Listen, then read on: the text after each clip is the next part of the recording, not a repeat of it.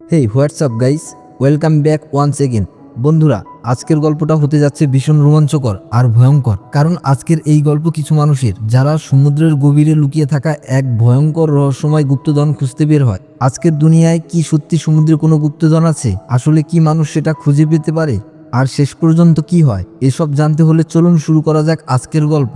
গল্পের শুরুতে আমরা দেখি রবিনসন নামের একজন মানুষকে, যে আগুরা নামের একটি বড় ফার্মে কাজ করত। হঠাৎ করে একদিন তার বস রবিনসন এবং তার আরো কয়েকজন অভিজ্ঞ সহকর্মচারীকে চাকরি থেকে বের করে দেওয়া হয়। রবিনসন ভীষণ ভেঙে পড়ে, কারণ সে টানা 10 বছর ধরে ওই কোম্পানিতে কাজ করছিল।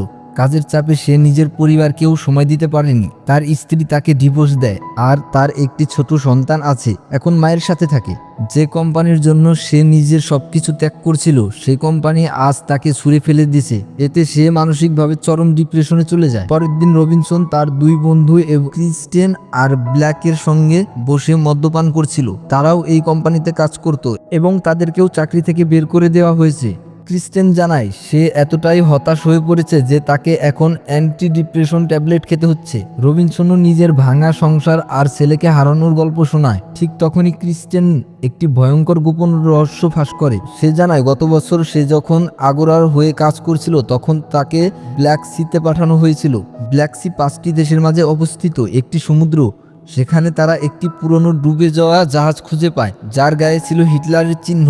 আসলে সেটি ছিল হিটলারের একটি ইউবোট। 1941 সালে জার্মানি এক যুদ্ধে জড়াতে যাচ্ছিল রাশিয়া তখনও সরাসরি যুদ্ধে নামেনি, কিন্তু তারা ভয় পাচ্ছিল জার্মানি আক্রমণ করতে পারে। এই সুযোগে হিটলার রাশিয়ার কাছ থেকে 80 মিলিয়ন রাইখমার্ক স্বর্ণ লোন হিসেবে নেয়, কিন্তু সেই স্বর্ণ বহনকারী জাহাজটি অতিরিক্ত ওজনের কারণে ব্ল্যাক সিতেই ডুবে যায়। স্বর্ণ না পৌঁছানোয় হিটলার ক্ষিপ্ত হয়ে রাশিয়ার বিরুদ্ধে যুদ্ধ ঘোষণা করে। এই যুদ্ধে 20 মিলিয়ন মানুষের মৃত্যু হয়।